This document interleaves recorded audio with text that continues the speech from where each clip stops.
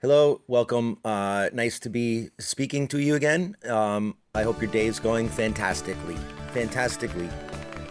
Fantastic. Hope your day is going fantastic. Hope your day is going fantastically. Fantastically. I'm going to go with fantastically. Anyway, I hope that's how your day is going. Today is April 17th, the birthday of my two favorite Travises on the planet. One of those being Travis Roy, and the other being his first namesake, his nephew or second cousin, whatever the fuck he is. I still can't figure this family out. But Travis the Millennial also has a birthday today. And so to commemorate that, I spoke on the phone with Travis this past Saturday. And I'm going to play a good portion of that later on in the show. We'll hear from Travis the Millennial again, whereby I attempt to persuade a near 17-year-old boy simply to read a fucking book. And it went terribly. So that's coming up later. Before I really get rolling, I just need to take ownership of a couple things that I said in this last episode. Starting with Ryan Garcia, who a couple weeks back fought Jose Lopez, as I talked about. And I said that I thought that the Wonder Boy Lopez was going to be the first person to really test Ryan Garcia. I mentioned that I thought he was going to take him deep. I thought maybe we would see some cuts and some bruises on Ryan Garcia. Not the case, not even close. It was a fucking smoke show. So if you did log into that app I was telling you about, which I called Dazin, I don't know. Hopefully you got in quickly because he knocked that fucking guy out in the second round, like really decisively knocked him out. It was fucking impressive. So Ryan Garcia just, I don't know. He might be real deal. I don't know. Again, I, like everybody else, I'm waiting for the Tank Davis fight. I want to see that. I want to see who the kid really is because I'm not sure they've put anybody really, really good in front of him yet. But anyway, he smoked Jose Lopez. It was fun to watch. And as far as this Dazin app that I mentioned, well, apparently from watching the broadcast, apparently it's called DAZN, which I never would have guessed. First of all, because nobody uses DA for the since like 90s era hip hop. So that's not very cool. And how am I supposed to know there is an O in there somewhere? So DAZN, this app, this Oscar De La Hoya Golden Boy Productions app where all those fights live at now. It's called DAZN, not Dazn, as I said. Dazn or whatever. I thought it was I thought it was Spanish for something. I don't know. The fuck. Secondly, my sister-in-law, who listens to this show regularly and always has, I've got a couple people who listen to this and they give nice sort of like constructive criticism, and I'm always open to that. I'm very glad to have people that do that. And most of the time it's somewhat positive and she likes this or doesn't like that or whatever. But this time she took particular offense to something that I said in the last episode, and this led her and my brother into this sparked a massive debate between us while we were sitting at this bar back in our hometown. Pat's Pizza, it's called. It's a fucking institution in this state, and our hometown kind of had one of the original ones. And we're sitting there at the bar. We started arguing about this, and they quickly, shouted me down. That's what they do. They shouted me down and tried to belittle me, and then the whole rest of the bar overheard everything, and they all got mad at me. And before I knew it, I had like a dozen strangers all scowling at me, and I thought I was gonna probably have to knuckle up before I got out of there. There was one particular guy that I thought maybe I was gonna fight, but we didn't. But anyway, the whole thing started where she said, "Listen, I like your podcast, but you said something that I found unacceptable, and my regards with Robert Kraft and making sure you get a good look at his balls and they're made out of brass and all this stuff. So it's a joke, And she said it's never funny to make light of human trafficking." Now, first of all, let me say, I agree with that. I think that I probably would not make light of human trafficking. I also think that I did not. My contention that it was between two consenting adults. She also took opposition to that, sort of suggesting that this woman was not consenting and that she was part of some sort of human trafficking ring. And there's no evidence of that. There's been no trial, and I'm not sure that that's the case. Now, where the line gets drawn and where the argument happened was there's prostitution and there's human trafficking. I don't think that the two of them can be lumped into the same category because I think they're on different levels of immorality. And I do find them both immoral. And I've never engaged in either one of those things because I find them immoral. However, I think prostitution is over here on one level of immorality, whereas human trafficking is up and over here on a level of just something that is just morally bankrupt. Okay, and I think to assume that they're the same thing and to lump them into the same thing does a disservice to both of them, because one of them you sort of, I think, end up over condemning, and the other you're in danger of sort of under condemning. You know, it's like putting fucking simple assault and murder in the same category. You kind of can't do that. I know a lot of people who have engaged in prostitution, higher end prostitution. Maybe something more like Mr. Kraft was involved in. I don't know. And for the record, by the way, I didn't watch a single New England Patriots game last year. I don't really give a fuck about modern craft. My vision, my look at this thing is not blurred by some sort of fanaticism for a sports team. Okay, I want to be clear about that because I really don't give a fuck about the guy or whatever. I don't care what happens to him. I just don't think that you can sit here and tell me that this is a human trafficking case because it factually isn't. So, anyway, that argument went really badly for me. You'd be surprised how many strangers can get mad at you for stating facts just because it doesn't fit their convenient narrative. So most of the bar was angry at me. I haven't been back since. It's a place I like to go, so hopefully it won't be a problem in the future. And it went back, it was like, that's how my brother and I were raised. We were raised by, our father was a lawyer. And we were encouraged in our family to make our case. And that usually involved this insane amount of debating. And sometimes that got emotional, but never vitriolic or hateful, but it got emotional sometimes. And that was also encouraged. And our fucking debates, we wouldn't stop. None of my brothers will stop ever. That's the thing with us. We will start at the dinner table. It will spill over into the living room after dinner. We will go to bed in separate rooms, still yelling at each other across the hall from our different rooms until we fall asleep. So that was part of our father's side. Our mother was this little Italian woman who, although my father, I never heard him raise his voice or swear in my life, even when he was angry at us. Never raised his voice, never swore. My mother, on the other hand, made swear words a fucking art form. She could mince words together and it would almost bring a tear to your eye how beautifully she could swear. So we're a combination of the two things, and that's how we're going at it at this bar. So it was it wasn't a subtle thing. And of course, they had the liberal moral high ground, which everybody else really enjoys taking as well. And I had to sort of break that down a little bit for all those people, and they didn't like it very much. So fuck them. I don't care. I just wanted to say to Fletcher, to my sister-in-law, and to anybody else who may have taken it that way, I'm sorry.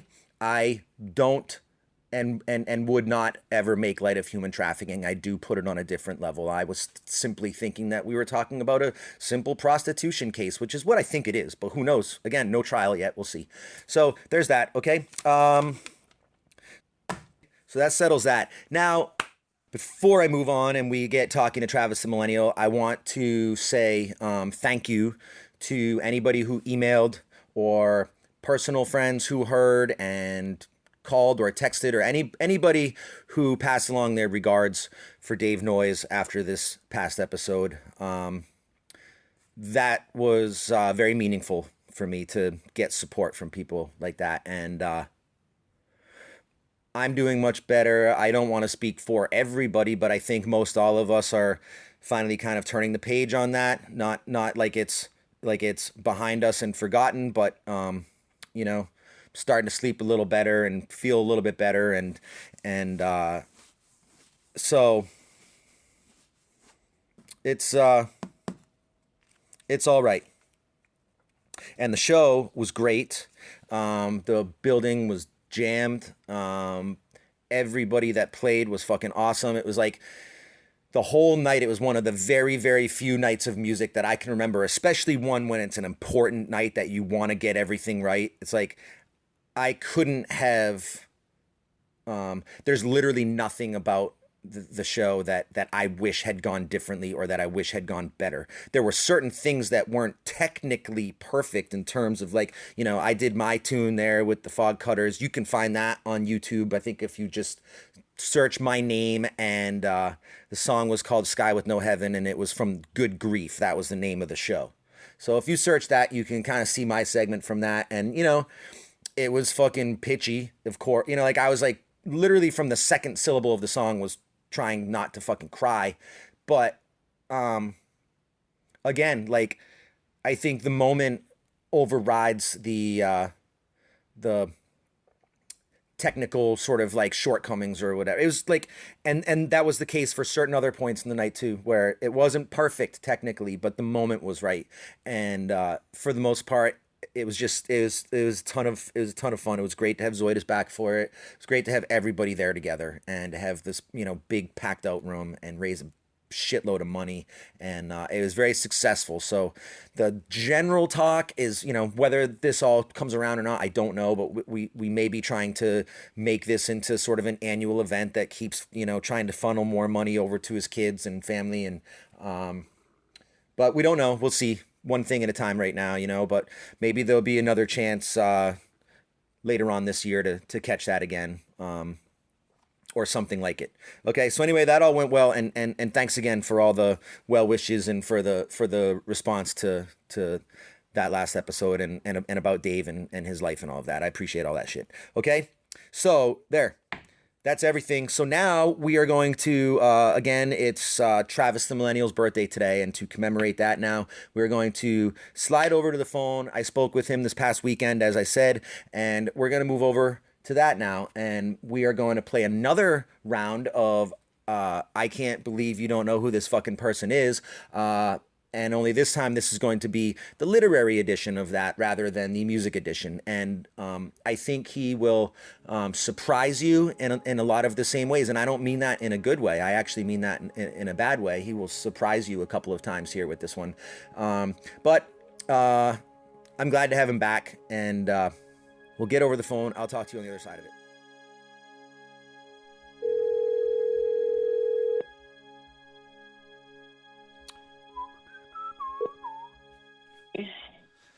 Travis, there he is. Yep. What's up? What's going on down there? Just set like the first day of break. Just getting some work done, being efficient. We are sanding the garages to revarnish it and such. Oh. What's up in Maine? Well, I don't know. I think it was maybe a week ago. We were actually talking about Superbad. And I had brought up another movie that, in my opinion, is sort of like akin to Superbad in a certain way. And then this name came up, and I was sort of shocked that you didn't know who this person was. And so we're going to do this. We're playing this game again. We're playing this game again. Yeah. It's going to take a little bit of a different turn because I'm very curious with you not knowing who this person is. I'm very curious where academia is leading the 16, 17-year-old minds of America right now. So rather than music, I want to get into some literature. I want to get into some people who I think you should know, and I'm wondering if you know them or not. Okay? You up for this? So let's start with your boy who I mentioned last week. You didn't know who it was. Let's see if, and I told you, you can't Google anything. You can't talk to anybody about this for the week. Yep, so I didn't. If you could guess, okay, who is Stephen King? Oh, yeah, I do remember this. Mm-hmm. Okay. Do you want me to say the person who I thought it was, just so that you can get it out of your system? Yeah. Why? Yeah. Please. Why don't you? The old talk show host, the one with that big microphone in front of him, and he had the suspenders. Yep. Gray hair. Bow tie. Yep, that guy. And I was sort of shocked that you brought that up. I kind of couldn't believe it. And who you're talking about, of course, is Larry King. Yeah. Who, so it wasn't that far off. I mean, in some way, I'm at least sort of glad that you kind of somehow, somewhat know who Larry King is, even though you really kind of don't. apparently. Mm-hmm. You have any guesses beyond that who Stephen King might be? No, I don't know. Maybe music. Maybe music. Okay. What did Stephen King maybe do in music?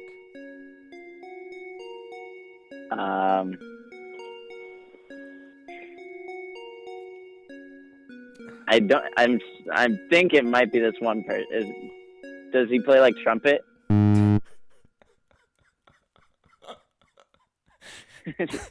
That guy. No. Stephen King doesn't play the trumpet. I'm not even sure who you're thinking about. You might be thinking. You might be thinking of Miles Davis, maybe. Oh no, something Armstrong. Oh, Louis That's Armstrong. what I'm thinking of. Yeah. Yeah, I could, That's you know, right. I could see actually how you could get Louis Armstrong and Stephen King confused, but no, Stephen King was neither a musician or a trumpet player, more specifically. So Okay. one more guess who Stephen King might be. Use some deductive reasoning, Junior. We talk about that every now and then. Use a little deductive reasoning. Who might he be? I don't know. That's why I've said I don't know. Have you ever And heard I've given of? you guesses. Have you ever heard of a movie called? Let's see. Let me think of. You ever heard of a movie Is he a called? director? Have you ever heard of a movie called Carrie? No. Wow. Why are Okay. these movies named after names? Okay. Well, now let's move things into some area that I'd more expect you to know about. Have you ever heard of a movie called Stand By Me? That's Louis Armstrong's song. But no, I did not. Oh God, Louis. damn, Louis Travis! It was. First of all, it was Benny King. It wasn't Louis Armstrong. Okay, Louis Armstrong sang. No way. Way. Okay. Most famously, among several other things, Louis Armstrong sang "What a Wonderful World." Okay. So Oh. Yeah. let's just get your Louis Armstrong shit out of the way right now. Okay. Okay. It was. Can we both agree that was pretty close? Like those. No, you those could. songs are- You literally couldn't have been further away from who Stephen King is than Louis Armstrong. I actually really. I don't think you could have gotten further unless you named a female, some female. That's about the only way you could have gotten further away from Stephen King. Okay. Stand By Me Okay. doesn't seem to ring a bell, which when I was talking with you about Superbad, I said you guys should also watch Stand By Me, which is it's a much more serious, it's more of a dramatic coming of age story than Superbad, but still a coming of age story, which was written by who? Stephen King. Stephen King. Who was a novelist. He wrote some of the most famous books of your lifetime, of our lifetime.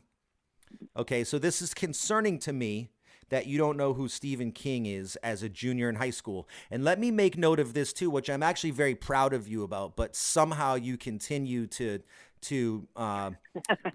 sort of like grind away at that pride when we have conversations like this. But you did just finish your semester basically with straight A's. I mean, you say A minuses don't count. You got one A minus. But in my mind, anything that has an A in front of it is an A. So here's this young man. He is a straight A student. Doesn't know who Stephen King is. So I'm going to throw a couple other things at you that I think you should know. And I'm curious whether or not you do. And I'm going to start it off really You fucking set me easy. up for failure. I'm going to start you off really easy. Okay? Okay. Talk to me about like Othello, Romeo and Juliet. Okay, easy. Okay. Obviously, that's Shakespeare. Good. Okay. Good. I actually read Romeo and Juliet last year. Good. That's good that they're teaching you who William Shakespeare is, at least.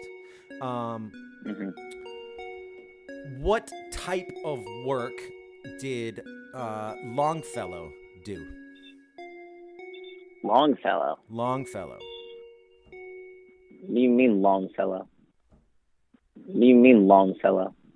What do you mean Longfellow? I mean Henry Longfellow. See, you said that you were going to go in increasing difficulty. I and this is the am, second one. and this is big trouble right now. I was not expecting this. Henry Wadsworth. I don't look at okay. okay. What does Henry Wadsworth Longfellow mean to you? When I say that name, what's it mean to you? Absolutely nothing. You're a straight Literally A. nothing. You're a fucking straight A student.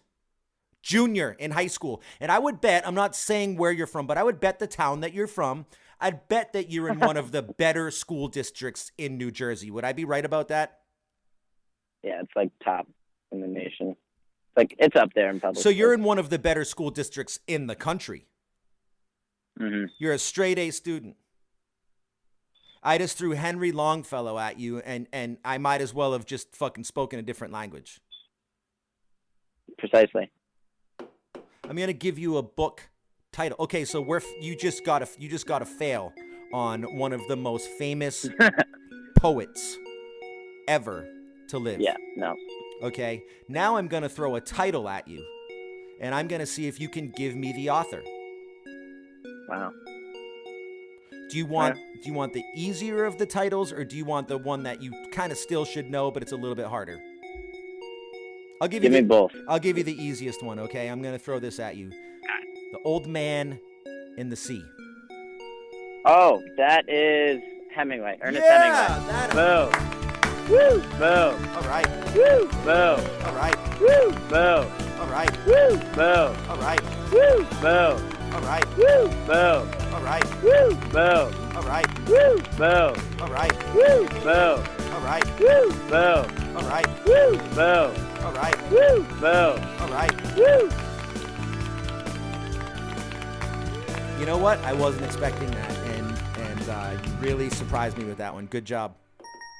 Thank you. Thank you. Okay, so we don't know who Stephen King is. We don't know who Longfellow is, but you do know Shakespeare and Hemingway, so that's good. Let's get a little bit more contemporary. Have you ever heard of Shel Silverstein?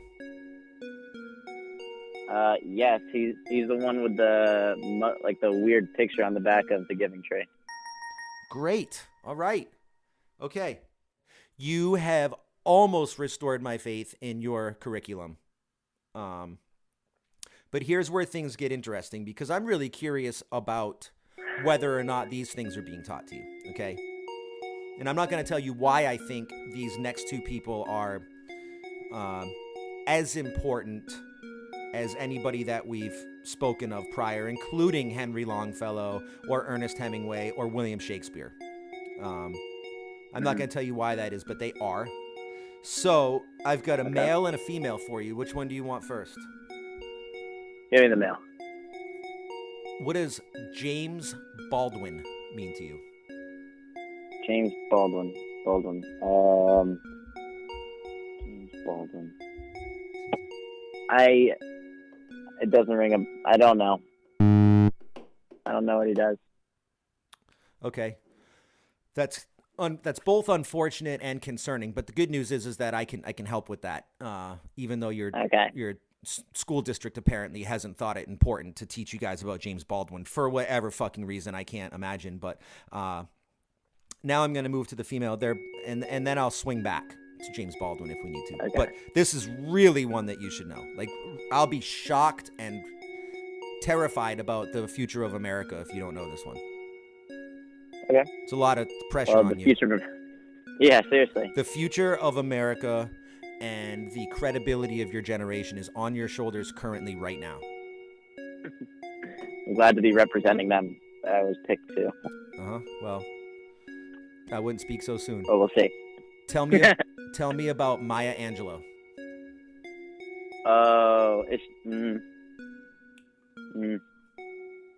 I don't know. Was she black? Okay. Here, I'll take whatever I can here. Yes. Okay, so I basically know who she is. All right. I don't know. There you go. Sweet. I'm going to break in real quick here. Now, if this had been video, I would have subtitled that last little exchange, but I can't. But I want you to really, really know what Travis said there, because it was a little bit hard to make out. So he said, "Is she black?" I said, "Yes." And then he said, "Okay, so I basically know who she is. I don't know." There you go. Sweet. That was his answer to Maya Angelou. Is she black? Yes. Okay, so I basically know who she is. I don't know. There you go. Sweet. Let's hear it again. Was she black? Okay. Here, I'll take whatever I can here. Yes.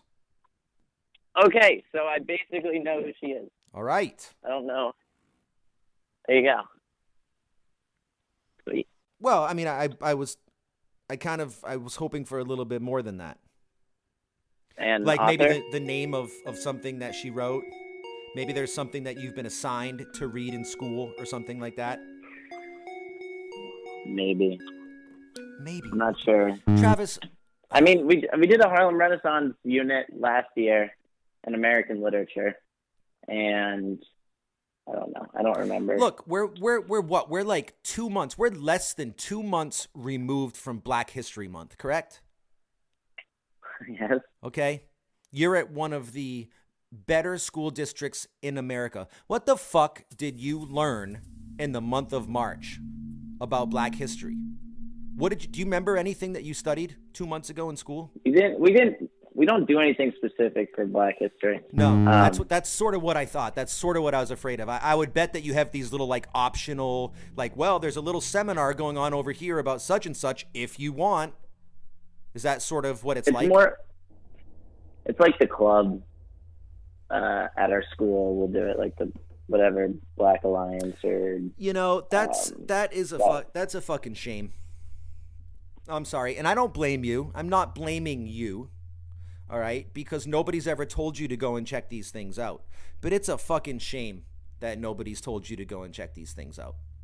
All right, I'm just gonna throw a couple things at you right now, and then I'm gonna let you off the hook on this.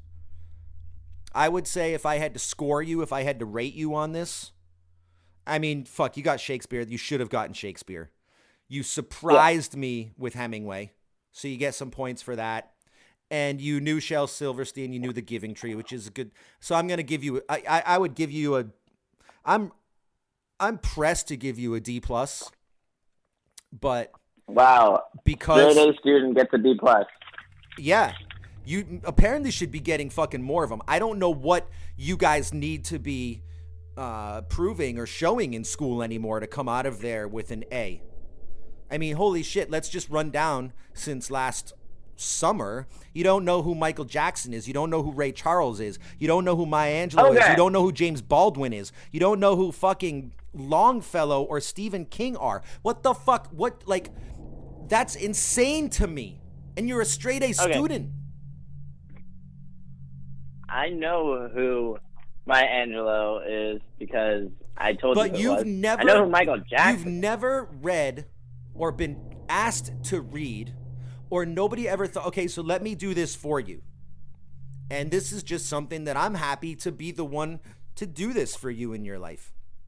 And I think it's going to make you a better person with a deeper understanding of a real shit ton of the things that you're about to walk into in the world in a couple of years when you start going off to college and you just looked at Northeastern and you're looking at all these different places and you're going to end up on a college campus. There's a lot of discussions happening out there. There's a lot of discussions about race, and there's a lot of discussions about a whole load of like classism and like all of these issues and shit, right?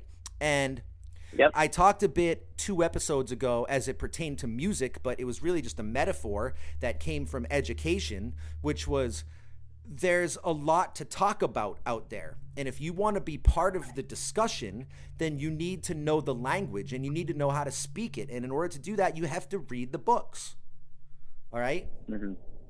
And I don't want you walking out there into the world. I can't trust your school district anymore that next year somebody's going to tell you to read I Know Why the Caged Bird Sings by Maya Angelou.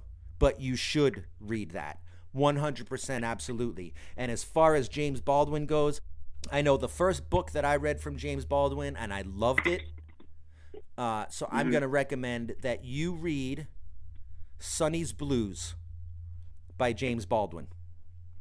And after you read that, or maybe before, whichever you want to do, I would read Notes of a Native Son. And I'd be telling you to write this down, but I know you can come back and listen to this. And I really want you to read this shit, Trav.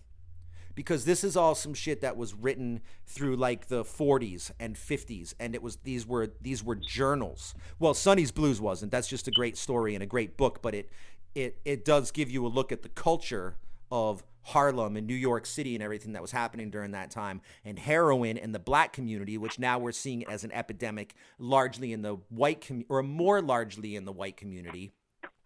And but during the 60s and 70s and all, I mean, it was decimating the black community, right? Mm-hmm. And so Sonny's Blues is a story that will educate you a little bit about that, but it will educate you on a lot of other things too, primarily great writing and great literature and storytelling and everything else.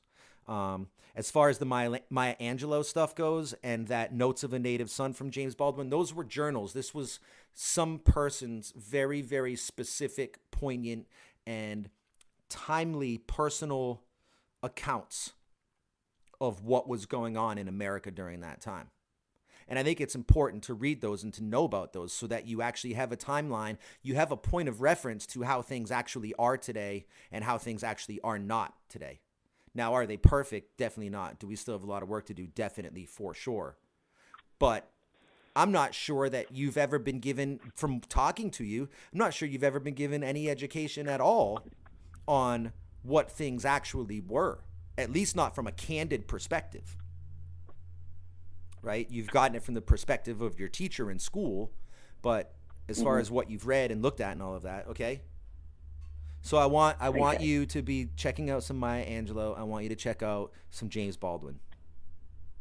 Tony, in my entire academic career, in my entire life career, I've only read like 6 books. And in my high school career, I haven't read any. So, you recommending me to read 2 books is improbable. Oh, I'm sorry. What was I thinking?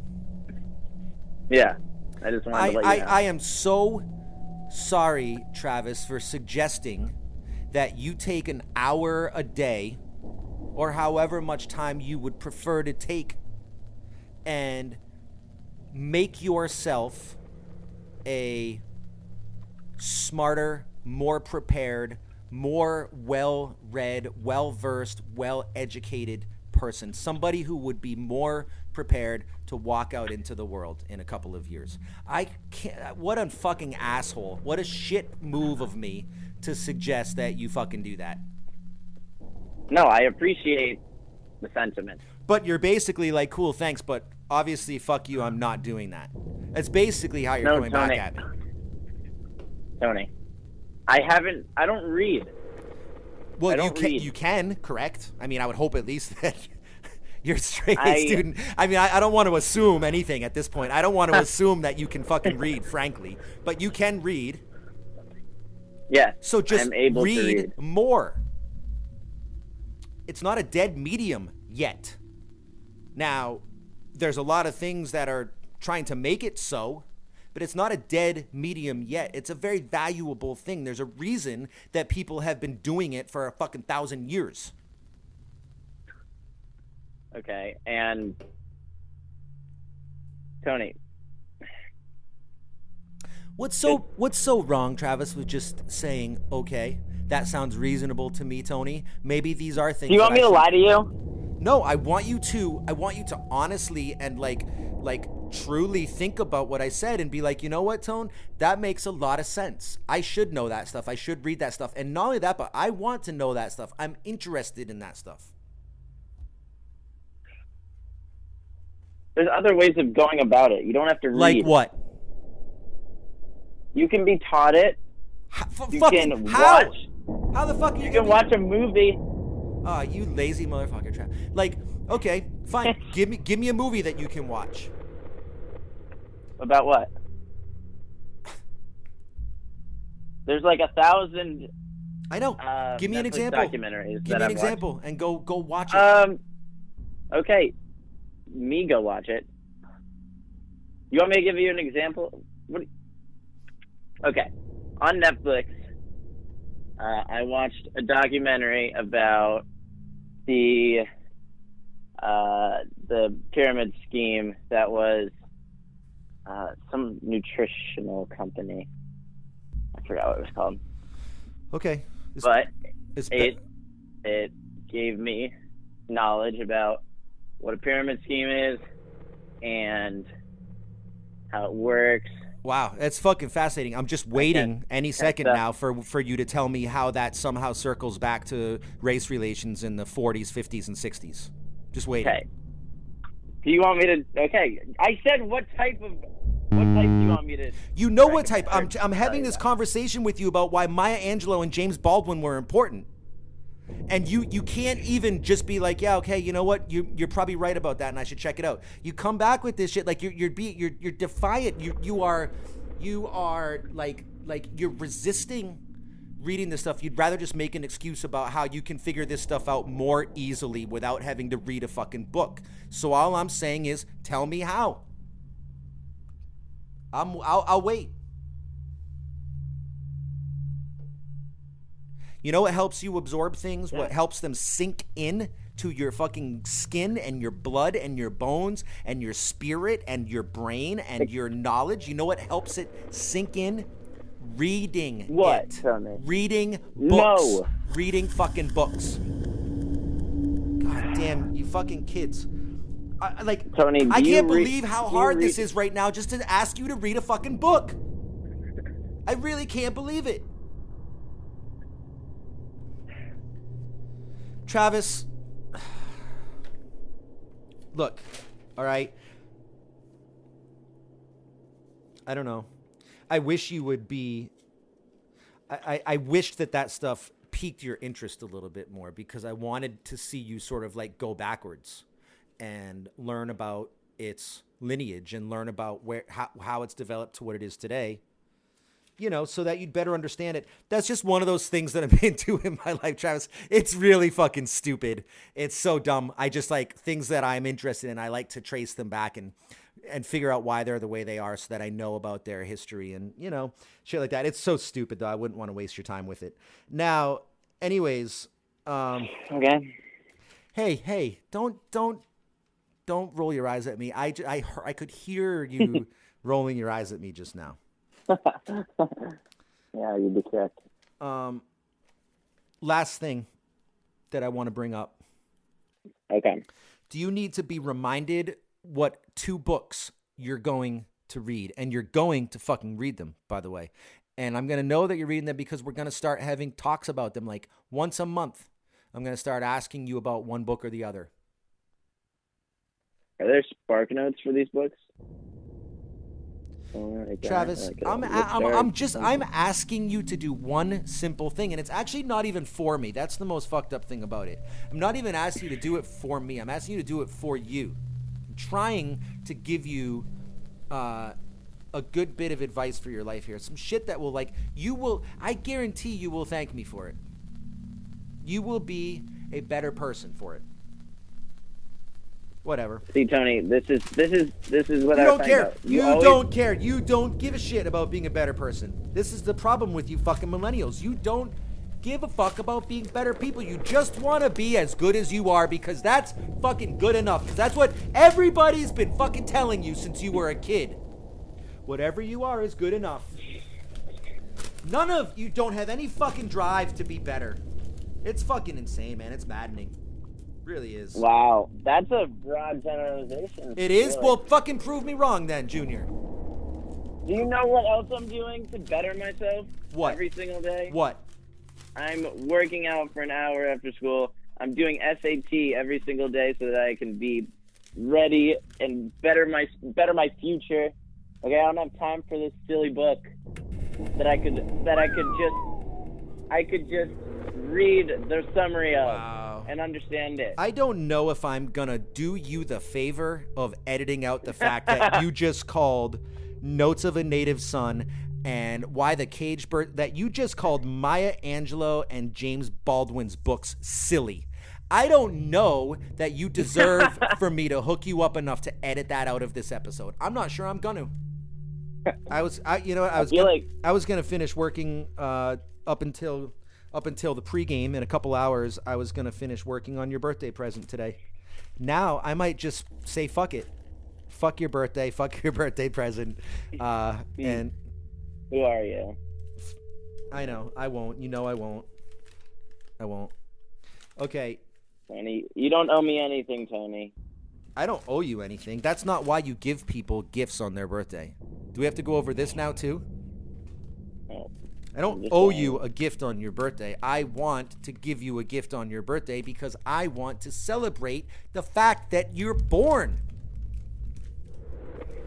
No one knows how to celebrate a fucking birthday in this place. I swear to God, except me. I'm the only fucking one. Only one in the entire world. No, they don't. No one thinks about why it is that you're celebrating. The fact that you got here, you got born. You're fucking here. That's insane. That's cause for celebration, and you're still here. You think you're such a little pup. You think you're just a little baby. A lot of people don't even fucking, unfortunately, tragically, don't even reach 17 years old. You know how fucking lucky you are to have been here for 17 years? And to have had the things in your life that you've had in those 17 years? And then I suggest that I want to celebrate that I'm happy about that, and on your birthday, and somehow I'm some fucking softy.